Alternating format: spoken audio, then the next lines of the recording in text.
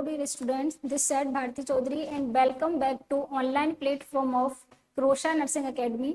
बच्चों आज का हमारा फाइनल टॉपिक आ जाता है implantation after the topic of gametogenesis and fertilisation. ठीक है, तो आज अपन पढ़ेंगे इम्प्लांटेशन के बारे में। जो बेसिक नॉलेज जो ली थी अपन ने इम्प्लांटेशन से पहले, जिसमें अपन ने क्या पढ़ा था बच्चों, गैमेटोजेनेसिस पढ़ा था और फर्टिलाइजेशन को पढ़ा था। ठीक है, अब अपन फाइनली पढ़ते हैं इम्प्लांटेशन को। तो सबसे पहले अपन बात करते हैं कि इम्प्लांटेशन होता क्या है। क्या पढ़ते हैं बच्चों, इम्प्लांटेशन।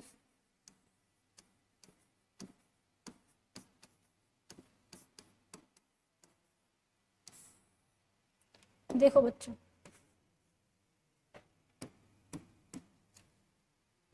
अपन ने देखा था गैमीट बने, मेल गैमीट बना, फीमेल गैमीट बना, स्पर्म बना, ओवा बना। ठीक है, उन दोनों का फर्टिलाइजेशन हुआ। फर्टिलाइजेशन होने के बाद, फर्टिलाइजेशन हुआ कहाँ पे, वो जो फेलोपियन ट्यूब थी, फेलोपियन ट्यूब का जो एम्पुला वाला पार्ट था बच्चों, वहां पे हुआ क्या, फर्टिलाइजेशन। ठीक है, फर्टिलाइजेशन हुआ। अब जो अर्ली जाइगोट था वो डे 3 तक कहाँ पे रहा था, हमारी फेलोपियन ट्यूब में रहा था। ठीक है, और अर्ली फेज में उसको जो न्यूट्रिशन प्रोवाइड किया था वो किसने प्रोवाइड किया था बच्चों, वो प्रोवाइड किया था फेलोपियन डक्ट की जो सीक्रेटरी सेल्स होती हैं उनके द्वारा उसको न्यूट्रिशन प्रोवाइड किया जा रहा था। अब क्या हुआ, डे 3 के बाद जो मोरूला होता है, डे 3 पे मोरूला बन जाता है। ठीक है, डे 3 पे जो मोरूला था वो अब मूव करता है कहाँ पे, यूट्राइन कैविटी के अंदर। जब वो यूट्राइन कैविटी के अंदर मूव करता है तो उसको दो चीजें हेल्प करती हैं। एक तो जो यूट्राइन नहीं, जो फेलोपियन ट्यूब का जो पेरिस्टालसिस मूवमेंट है वो हेल्प करता है। दूसरा, जो सीलेटेड एपिथेलियल जो सेल्स होती हैं फेलोपियन ट्यूब की, उनमें सीलिया का जो मूवमेंट होता है वो हेल्प करता है फेलोपियन ट्यूब से मोरूला के मूवमेंट में टुवार्ड्स द यूट्राइन कैविटी। ठीक है, जैसे ही डे 4 आफ्टर फर्टिलाइजेशन आता है, ये हमारा जो मोरूला है वो एंटर कर जाता है यूट्राइन कैविटी के अंदर। ठीक है, डे 4 पे मोरूला एंटर कर गया यूट्राइन कैविटी के अंदर। अब यहाँ पे जैसे ही डे 4 आफ्टर फर्टिलाइजेशन मोरूला पहुंचा यूट्राइन कैविटी के अंदर, इसमें कुछ अमाउंट में फ्लूइड जो है वो एंटर किया। कुछ अमाउंट में जब फ्लूइड एंटर किया तब क्या हुआ कि ये मोरूला कन्वर्ट हो गया किसमें, ब्लास्टोसिस्ट के अंदर। ठीक है, अब ब्लास्टोसिस्ट के अंदर कन्वर्ट हुआ तो डे 5 पे कन्वर्ट हो जाता है ब्लास्टोसिस्ट। जिस ब्लास्टोसिस्ट में कुछ इनर सेल मास होता है जो कि आगे जाके बनाता है हमारा एम्ब्रियो, और कुछ सेल्स होती हैं ट्रोफोब्लास्ट की। ये ट्रोफोब्लास्ट फर्दर डिवाइड होता है साइटोट्रोफोब्लास्ट एंड सेंसियोट्रोफोब्लास्ट में। बच्चों, जो सेंसियोट्रोफोब्लास्ट है वो बनाता है हमारे हार्मोन्स को जो कि नेसेसरी हैं ड्यूरिंग प्रेगनेंसी के टाइम पे। एंड जो साइटोट्रोफोब्लास्ट होता है वो फर्दर डिवाइड होता है बच्चों दो पार्ट्स में। एक तो होता है कोरियन फ्रंडोसम और एक होता है कोरियन लीवी। ठीक है, तो जो कोरियन फ्रंडोसम होता है वो कोरियन फ्रंडोसम क्या करता है, फर्दर आगे चलकर प्लेसेंटा की जो फीटल सरफेस होती है उसका पार्ट बनाता है और उसमें भी बिलाई लाइक जो स्ट्रक्चर्स होती हैं उनको बनाता है। ठीक है, लेकिन जो कोरियन लीवी वाला पार्ट होता है बच्चों वो बनाता है हमारी फीटल मेम्ब्रेन। इतना क्लियर है आपको, ये कहानी होगी ब्लास्टोसिस्ट की। अब डे 6 आफ्टर फर्टिलाइजेशन क्या होता है, इम्प्लांटेशन होता है। ये डे 5 तक हमने बात पढ़ी। ठीक है, लेकिन डे 6 आया तो इम्प्लांटेशन स्टार्ट हो जाता है। ठीक है, तो इम्प्लांटेशन स्टार्ट कब होता है बच्चों, इम्प्लांटेशन स्टार्ट होता है डे 6 आफ्टर फर्टिलाइजेशन और इम्प्लांटेशन कंप्लीट हो जाता है डे 10 आफ्टर फर्टिलाइजेशन। ये दो डेट आपको याद रखनी है, लेकिन उससे पहले आपको ये याद रखना पड़ेगा कि इम्प्लांटेशन होता क्या है। तो इम्प्लांटेशन होता है बच्चों कि हमारी जो ब्लास्टोसिस्ट थी, ठीक है, ब्लास्टोसिस्ट का हमारी जो एंडोमेट्रियम है उसके अंदर अटैच होना, इस प्रोसेस को ही क्या बोला जाता है बच्चों, इम्प्लांटेशन बोला जाता है। ठीक है, तो अपन डेफिनेशन लिखेंगे इम्प्लांटेशन की, जो कि है अटैचमेंट ऑफ ब्लास्टोसिस्ट। क्या होती है बच्चों, attachment of blastocyst in the endometrium of uterus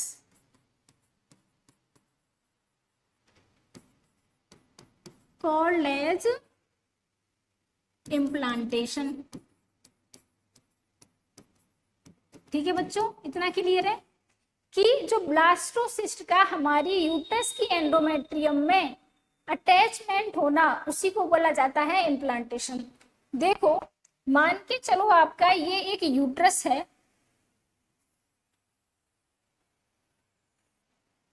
ठीक है, कुछ इस प्रकार से। अब इस यूट्रस में बच्चों अगर देखते हैं तो सबसे अंदर वाली ये जो लेयर होती है इसको नाम दिया जाता है एंडोमेट्रियम। देखो ये है सबसे अंदर की लेयर, इस लेयर को नाम दिया गया है एंडोमेट्रियम, जो कि रिच इन ब्लड सप्लाई होती है। मिड वाली जो लेयर होती है, इस मिड वाली लेयर को थोड़ी सी थिक होती है बच्चों, इसको बोला जाता है मायोमेट्रियम, जिसको मैंने शेड किया है वाइट इन कलर। ओके, जिसको शेड किया है white in colour.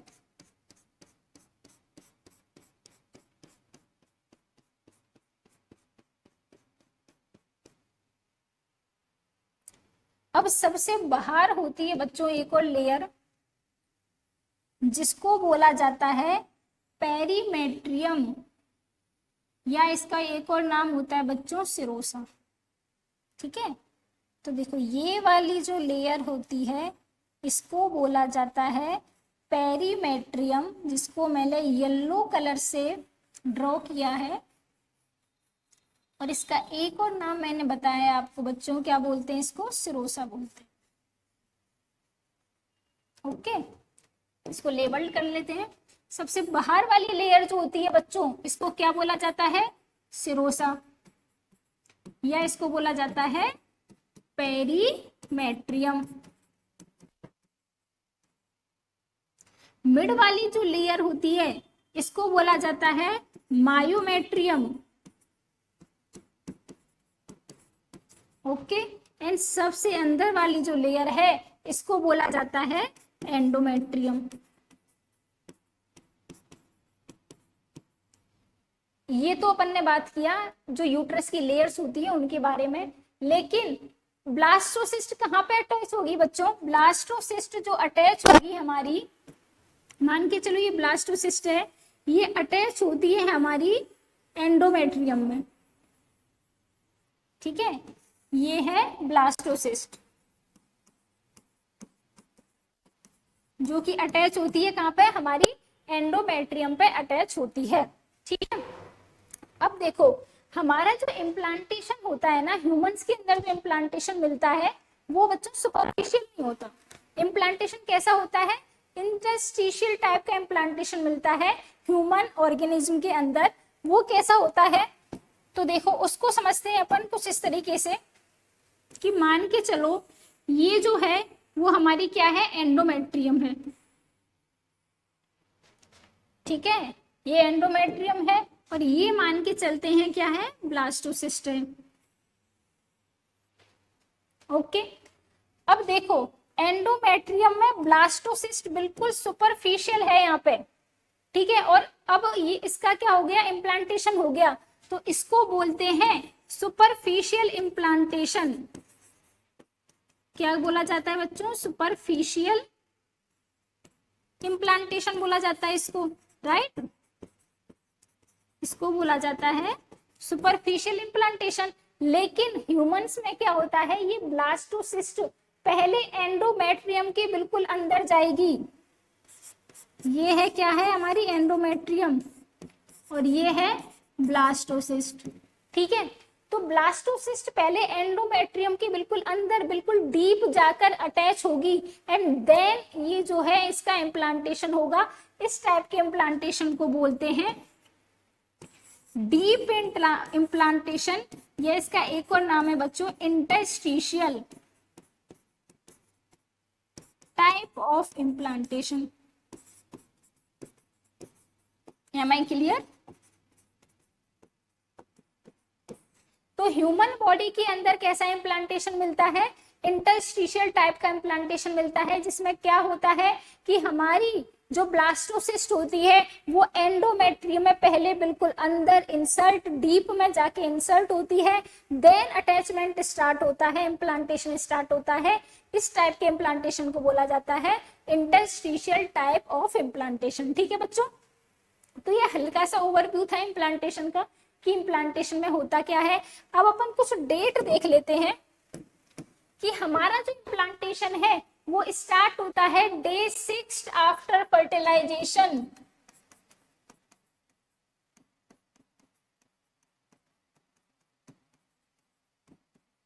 Day 6 after fertilisation और कंप्लीट होता है डे 10 आफ्टर फर्टिलाइजेशन। ठीक है, कंप्लीट कब हो रहा है बच्चों, डे 10 आफ्टर फर्टिलाइजेशन। अगर इसमें साइकिल की अगर बात करते हैं, मान के चलो ये एक मेंस्ट्रुअल साइकिल है, ये डे 1 है, ये डे 14 है एंड ये है बच्चों डे 28। ठीक है, डे 14 पर हुआ ओव्यूलेशन और जब डे 14 पर ओव्यूलेशन हुआ तो इसी टाइम यहाँ पे हुआ फर्टिलाइजेशन। ठीक है, फर्टिलाइजेशन होने के डे 1 या 30 घंटे बाद क्या बना, ब्लास्टोमियर बना। ठीक है, ब्लास्टोमियर के बाद 4 सेल स्टेज बनी, 8 सेल स्टेज बनी, 16 सेल स्टेज बनी, इसको मोरूला बोला। ठीक है, ये मोरूला डे 3 आफ्टर फर्टिलाइजेशन तक कहाँ पे रहा, फैलोपियन ट्यूब में रहा। ठीक है, डे 4 पे ये एंटर कर रहा है यूट्राइन कैविटी में, डे 5 पर ये कन्वर्ट हो गया ब्लास्टोसिस्ट में। Okay, and day 6 after fertilisation क्या हुआ, इम्प्लांटेशन हुआ। डे 6 आफ्टर फर्टिलाइजेशन यानी कि मेंस्ट्रुअल साइकिल का कौन सा डे, डे 14 के बाद डे 6 यानी कि डे 20। डे 20 आफ्टर फर्टिलाइजेशन जो है यहाँ पे हुआ क्या, इम्प्लांटेशन। इम्प्लांटेशन यहाँ पे क्या हुआ बच्चों, स्टार्ट हुआ। ठीक है, अब अपन बात करते हैं कि इम्प्लांटेशन स्टार्ट तो हो गया डे 20 पे, लेकिन कंप्लीट कब हुआ, डे 10 आफ्टर फर्टिलाइजेशन। और डे 10 आफ्टर फर्टिलाइजेशन का मतलब होता है साइकिल का डे 24। ये हो गया बच्चों डे 24, जो कि क्या है, डे 10 है आफ्टर फर्टिलाइजेशन।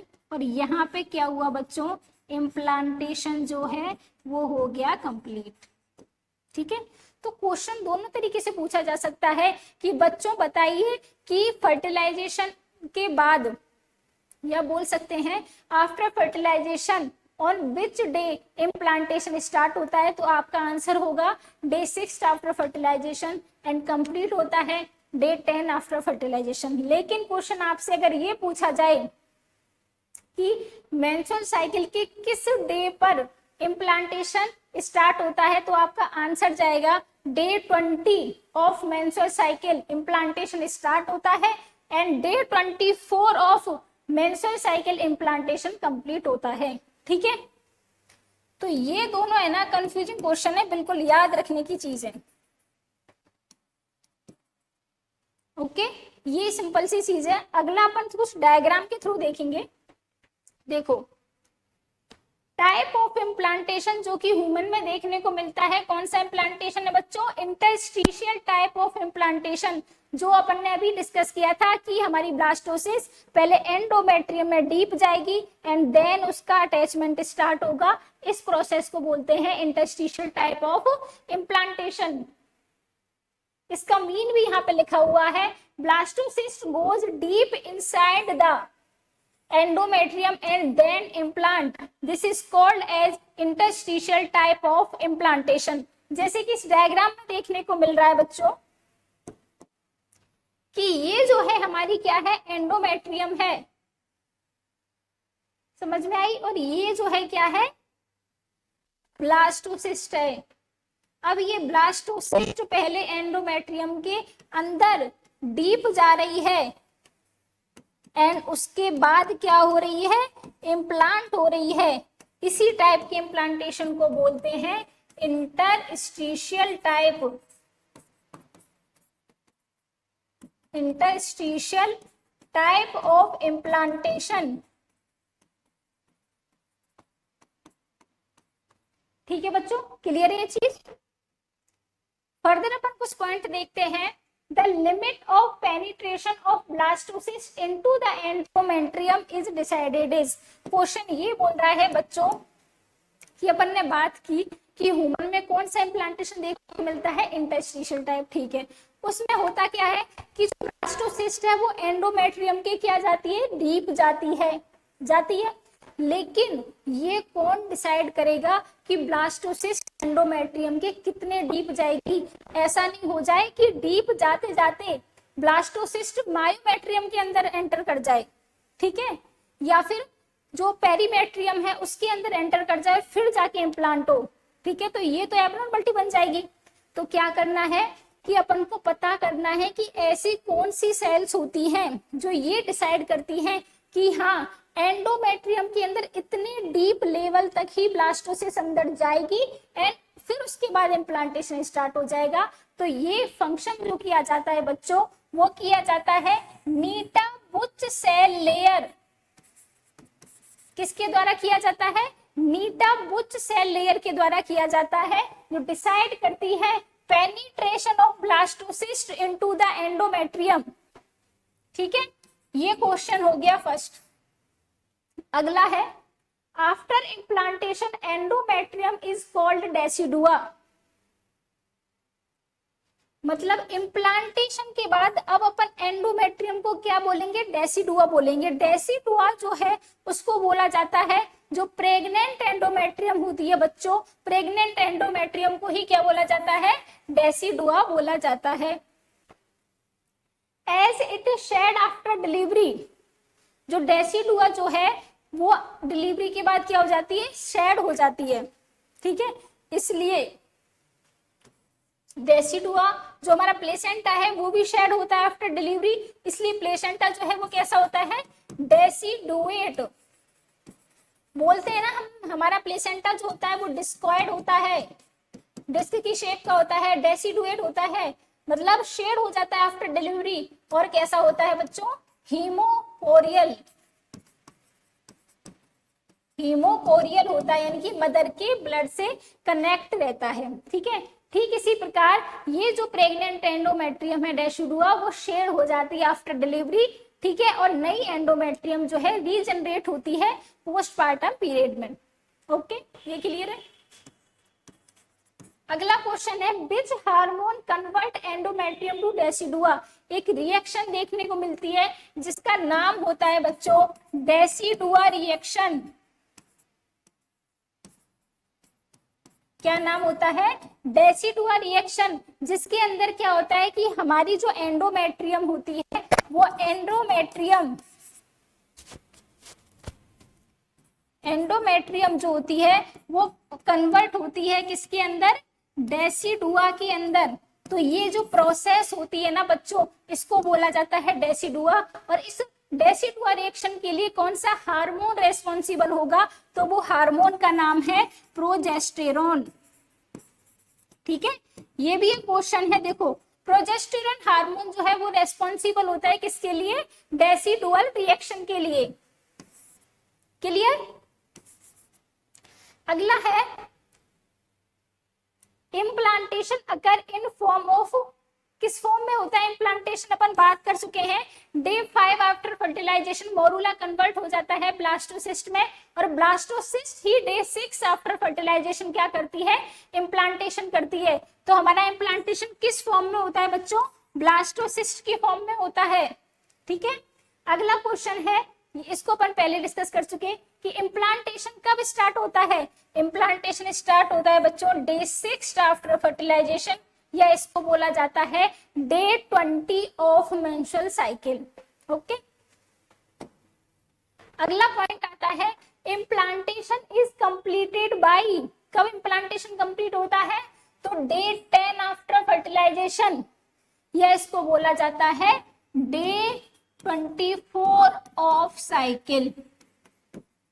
राइट, अगला क्वेश्चन है most common site of implantation क्या होती है, यानी कि ह्यूमंस के अंदर जो इम्प्लांटेशन होता है वो तो अपन को पता चल गया कि वो इंटरस्टिशियल टाइप होता है, लेकिन बच्चों वो कौन सी पोजीशन होती है जहां पे, या कौन सी साइट होती है जहां पे इम्प्लांटेशन होता है। तो आप इसका आंसर कभी भी फंडस मत देना। मैं मानती हूं कि आज तक आपने जो पढ़ा है वो इसका आंसर फंडस ही पढ़ा है, अपने जितने भी सॉल्व पेपर पढ़े होंगे ग्रेजुएशन टाइम में, ठीक है, और जितनी भी 12th तक पढ़ा होगा आपने, 12th तक फंडस पढ़ा होगा। लेकिन बच्चों अब आप 12th में नहीं हो, आप कंपटीशन में आ चुके हो, ठीक है, नर्सिंग ऑफिसर के कंपटीशन में आ चुके हो। तो अब आपको इसका आंसर फंडस ना देकर कहां देना है, posterior wall of upper part of uterus. देखो मान के चलो ये एक यूट्रस है, ठीक है, अब इस यूट्रस की posterior wall of upper part of uterus ये होती है, फंडस तो होता है बच्चों यहाँ पे, और ये क्या है, posterior wall of upper part of uterus, not lower part of uterus, upper part of uterus. तो ये होती है साइट ऑफ इम्प्लांटेशन, जो कि क्या होती है बच्चों, posterior wall of upper part of uterus.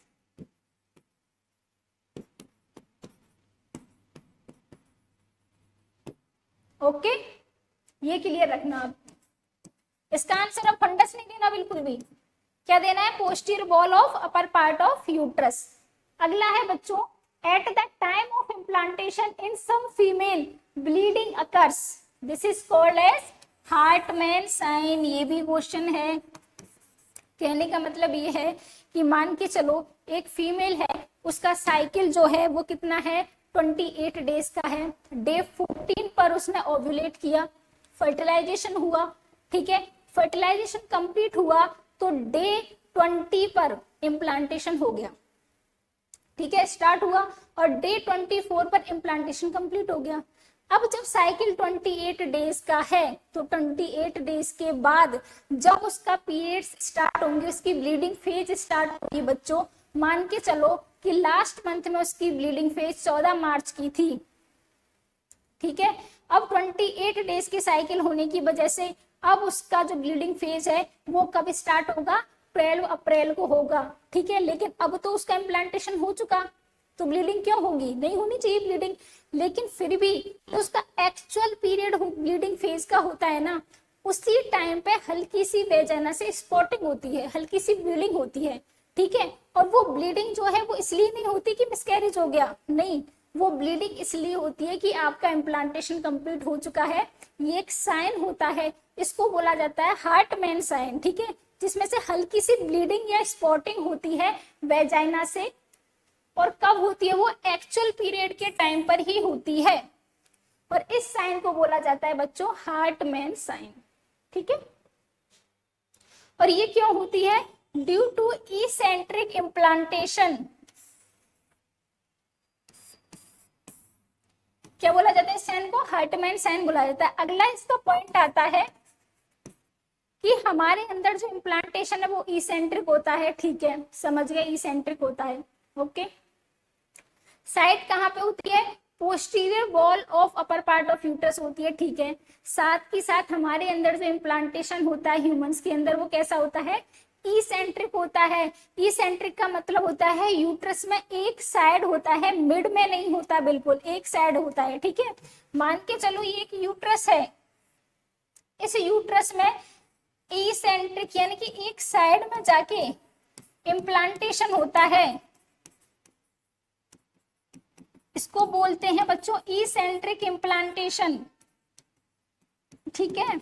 और इस इसेंट्रिक इम्प्लांटेशन के कारण ही क्या होता है, अनइक्वल डेवलपमेंट होता है यूट्रस का, इनलार्जमेंट अनइक्वल होता है, यानी कि जिस साइड इम्प्लांटेशन होगा उस साइड की ग्रोथ जो है वो ज्यादा होगी,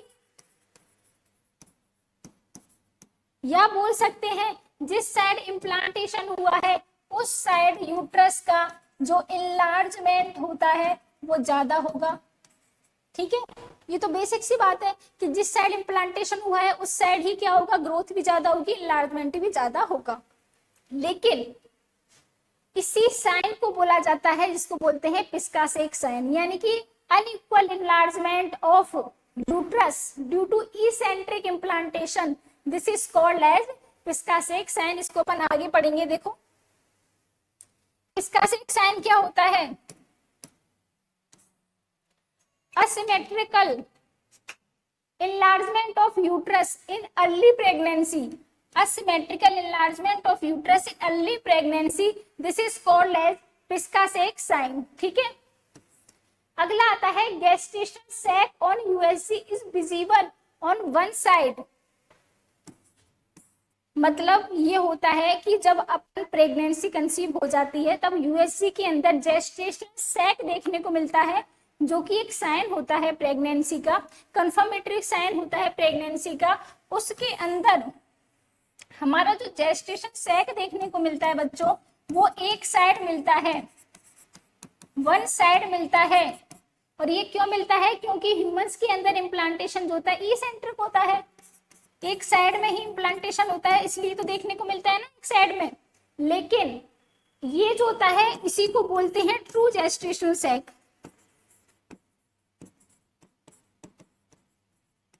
मतलब अगर यूएसजी के अंदर जेस्टेशन सैक एक साइड में मिल रहा है, इसेंट्रिक मिलता है, तो ये बिल्कुल सही चीज है। ठीक है, पॉजिटिव प्रेगनेंसी का साइन है, ट्रू जेस्टेशनल सैक है। लेकिन बच्चों अगर ये जेस्टेशन सैक कहां पे मिलकर,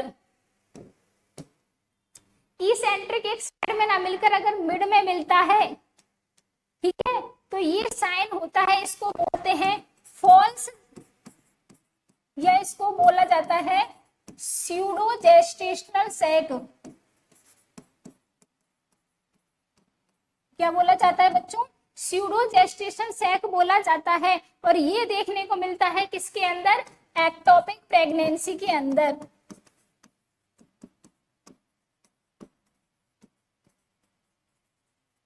ठीक है, कहां पे देखने को मिलता है, एक्टोपिक प्रेगनेंसी के अंदर देखने को मिलता है स्यूडो जेस्टेशनल सैक, जो कि मिड में होता है। फर्दर अपन बात करते हैं बच्चों, अब इम्प्लांटेशन हो गया, सब कुछ हो गया, डेसिडुआ रिएक्शन हो गई। ठीक है, तो डेसिडुआ भी अपने आप टाइप बनाएगी। डेसिडुआ किसको बोला गया था, एंडोमेट्रियम को, एंडोमेट्रियम नहीं प्रेग्नेंट एंडोमेट्रियम को बोला गया था डेसिडुआ। किसको बोला गया था बच्चों, प्रेग्नेंट एंडोमेट्रियम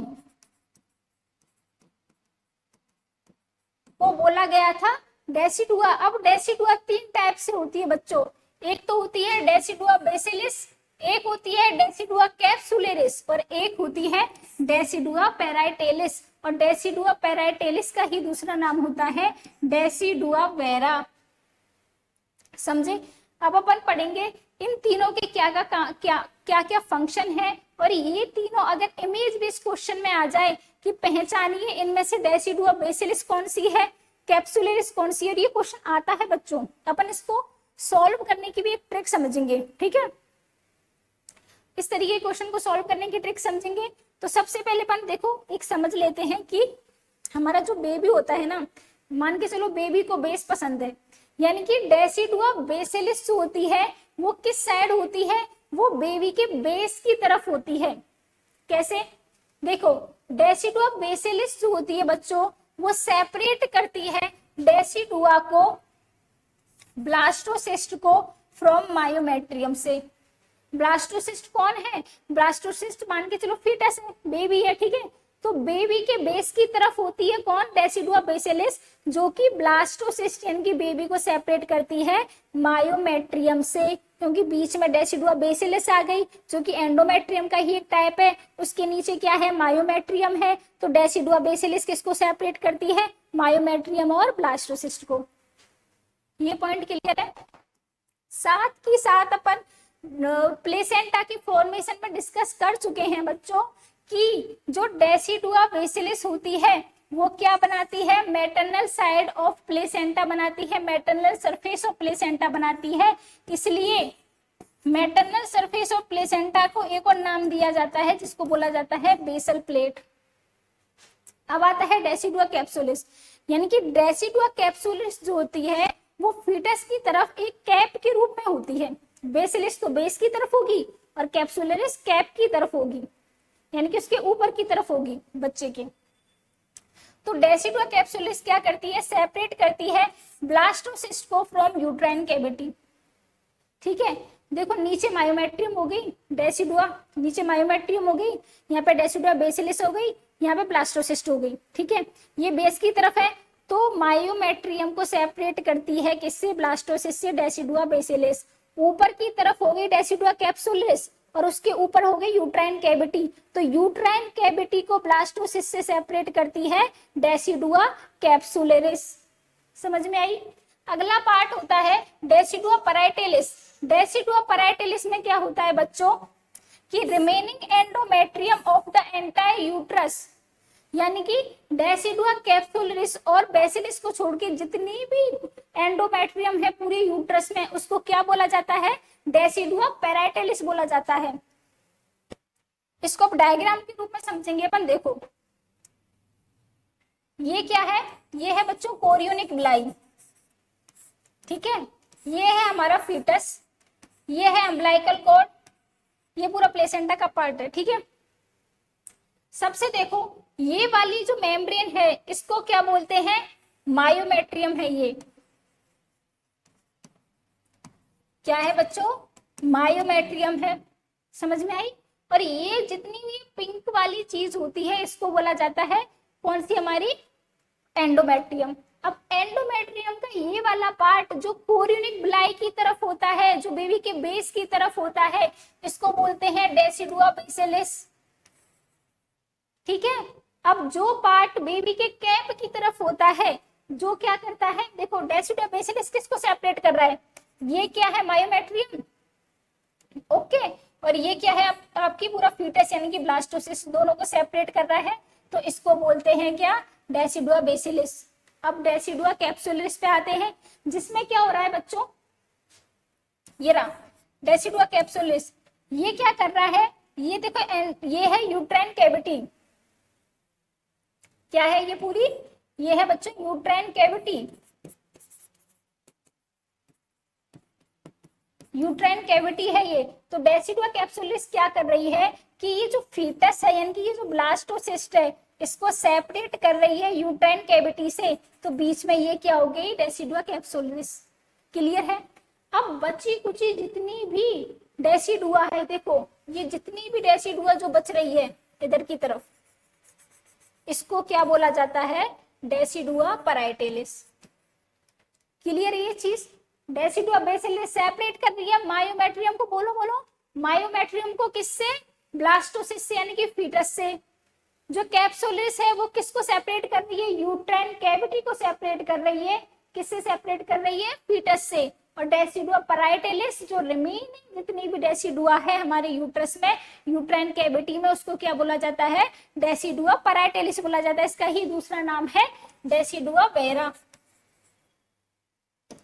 अब देखो क्वेश्चन इस तरीके से आता है एग्जाम में, मार्क कर दिया, आपसे पूछा जाएगा बताइए फर्स्ट नंबर को क्या बोलेंगे, सेकंड को क्या बोलेंगे, थर्ड को क्या बोलेंगे। तो देखो इस क्वेश्चन को सॉल्व करने से पहले सबसे फर्स्ट आपके दिमाग में होना चाहिए कि ये चेक करो पूरे डायग्राम में कि कोरियोनिक ब्लाई किधर की साइड है। सबसे पहले क्या चेक करना है आपको, कोरियोनिक ब्लाई को चेक करना है। ठीक है, कोरियोनिक ब्लाई को चेक कर लिया किधर की साइड है, तो कोरियोनिक ब्लाई को चेक करने के तुरंत बाद आपका काम है डेसिडुआ बेसिलिस को चेक करना। और इसमें काम आएगा, बेबी को बेस पसंद है,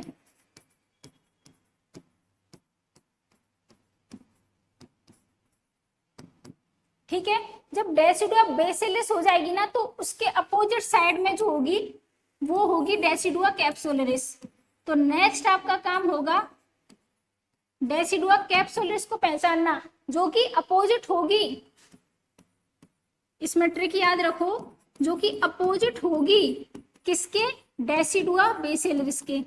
अब जो रिमेनिंग जो जितना भी बचता है वो तो क्या होगा बच्चों, डेसिडुआ पैराइटलिस होगा। ठीक है, तो ये पॉइंट आपको ध्यान रखने, सबसे पहले क्या करना है, कोरिनिक ब्लाई को चेक करना है, सेकंड क्या करना है, डेसिडुआ बेसिलिस को, ठीक है, थर्ड क्या करना है, डेसिडुआ कैप्सुलिस को, जो कि क्या है, अपोजिट है डेसिडुआ बेसिलिस के, और फोर्थ जो रिमेनिंग है वो है डेसिडुआ पैराइटलिस। देखो सबसे पहले अपन क्या काम करेंगे, कोरिनिक ब्लाई देखेंगे, कहाँ है कोरिनिक ब्लाई, ये रही। अब कोरिनिक ब्लाई के पास जो होती है ना उसको डेसिडुआ बेसिलिस ही बोलते हैं, जो बेबी के बेस की तरफ होती है। तो ये वाली क्या होगी बच्चों, 3 नंबर क्या हो गया यहाँ पे, 3 नंबर पे हो गया डेसिडुआ बेसिलिस। क्लियर है, इसमें तो प्रॉब्लम नहीं है। जो कोरिनिक ब्लाई के साइड बिल्कुल पास में होगा, बेस की तरफ होगा, उसको क्या बोलेंगे, डेसिडुआ बेसिलिस। अब देखो दूसरा पॉइंट अपन को क्या है, उसके अपोजिट जाना है, डेसिडुआ बेसिलिस के अपोजिट तो बच्चों यही है, ठीक है, दूसरा नंबर जो कि हो जाएगा क्या, डेसिडुआ कैप्सुलेरिस, राइट।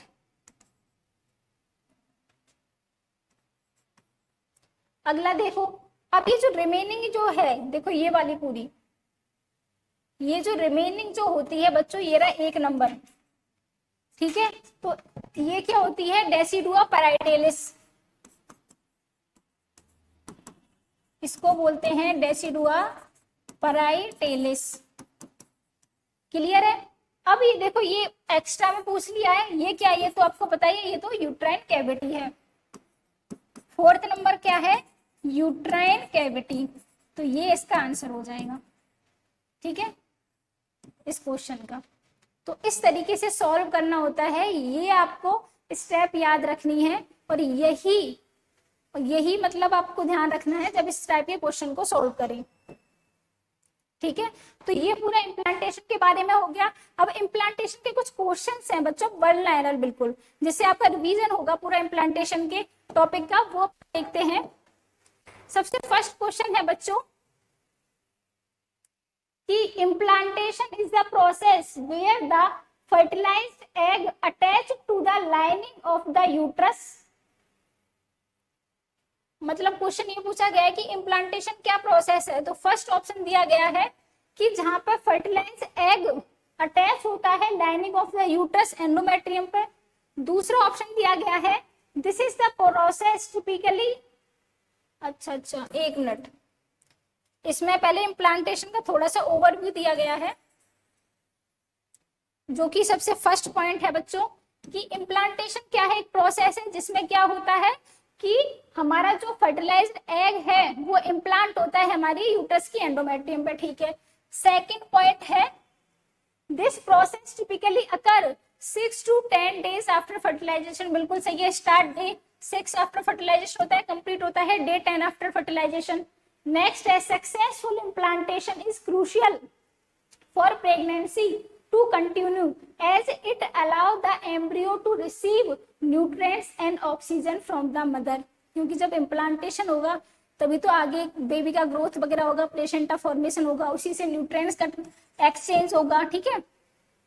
अगला है हार्मोन जैसे कि प्रोजेस्टेरोन प्ले करता है एक significant role in preparing the uterus for implantation, यानी कि हार्मोन जैसे कि प्रोजेस्टेरोन है वो एक सिग्निफिकेंट रोल प्ले करता है हमारी प्रेगनेंसी को कंटिन्यू करने के लिए। अगर किसी भी हीट ऑफ द मोमेंट पर प्रोजेस्टेरोन का लेवल कम हो जाता है तो उसी टाइम मिसकैरेज होने के चांस होते हैं।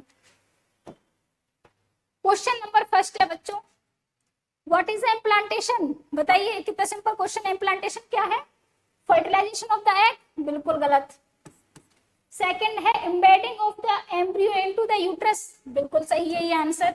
Expulsion of the egg from the uterus, नहीं, गलत है बिल्कुल।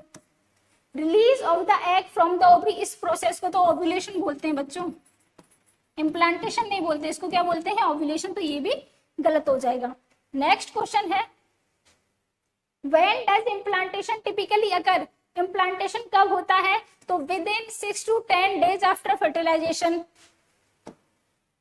अगला है in which layer of the uterus does implantation occur, कितना सिंपल है, कहाँ होता है, एंडोमेट्रियम में, और एंडोमेट्रियम को इम्प्लांटेशन के बाद क्या बोल दिया जाता है, डेसिडुआ बोल दिया जाता है। और ये रिएक्शन जो होती है बच्चों, इसी रिएक्शन को बोला जाता है डेसिडुआ रिएक्शन। जो उसके लिए जो हार्मोन रेस्पॉन्सिबल होता है वो कौन सा है, प्रोजेस्टेरॉन, राइट। 3 क्वेश्चन हो गए यहाँ से। अगला है which hormone is crucial for implantation, implantation के लिए कौन सा हार्मोन चाहिए बच्चों, प्रोजेस्टेरॉन चाहिए। अगला है what could be a cause of implantation, implantation failure का कॉज क्या हो सकता है इसमें, high blood pressure, insufficient progesterone level, बिल्कुल यही इसका आंसर है कि जिस भी लेवल पर हीट ऑफ द मोमेंट पर अगर प्रोजेस्टेरॉन कम हुआ हमारी बॉडी में, मदर की बॉडी में कम हुआ, तो उसी टाइम पे इम्प्लांटेशन जो है फेलियर हो जाता है। Implantation is an early sign of what, ठीक है, इम्प्लांटेशन एक अर्ली साइन होता है बच्चों प्रेगनेंसी का, ठीक है। अगला क्वेश्चन है if implantation occur outside the uterus, तो इसको क्या बोलेंगे, एक्टोपिक प्रेगनेंसी, यानी कि इम्प्लांटेशन यूट्रस के अलावा अगर कहीं पर भी होता है, यानी कि सर्विक्स में हो जाए, ओवरी के अंदर हो जाए, फैलोपियन ट्यूब के अंदर हो जाए, ठीक है, तो उस प्रोसेस को क्या बोलते हैं, एक्टोपिक प्रेगनेंसी बोलते हैं। नेक्स्ट है in what form is the embryo during implantation, implantation किस फॉर्म में होता है, तो ब्लास्टोसिस्ट की फॉर्म में होता है बच्चों। Which hormone is released by the embryo after implantation, implantation के बाद एम्ब्रियो के द्वारा कौन सा हार्मोन रिलीज होता है, तो वो होता है एचसीजी, ह्यूमन कोरियोनिक गोनेडोट्रोपिन, और इसी को ब्लड टेस्ट में इसी का लेवल इंक्रीज आता है, तभी अपन कंफर्म करते हैं कि हाँ एक फीमेल क्या है, प्रेग्नेंट है। ओके अगला क्वेश्चन है what is the primary purpose of implantation, implantation का प्राइमरी पर्पस क्या होता है, हार्मोन को रिलीज करना, नहीं। To end the ovulation process, बिल्कुल नहीं। To establish a connection between the mother and embryo, बिल्कुल सही, ठीक है। तो इस तरीके से अपन ने बच्चों गैमेटोजेनेसिस पढ़ा, फर्टिलाइजेशन पढ़ा, इम्प्लांटेशन पढ़ा, और लास्ट में इम्प्लांटेशन के जितने भी क्वेश्चन से सिंगल लाइनर इमेज बेस्ड वो सभी कवर किए, ठीक है। नेक्स्ट क्लास में मिलते हैं अपन नेक्स्ट टॉपिक के साथ, तब तक के लिए थैंक यू सो मच।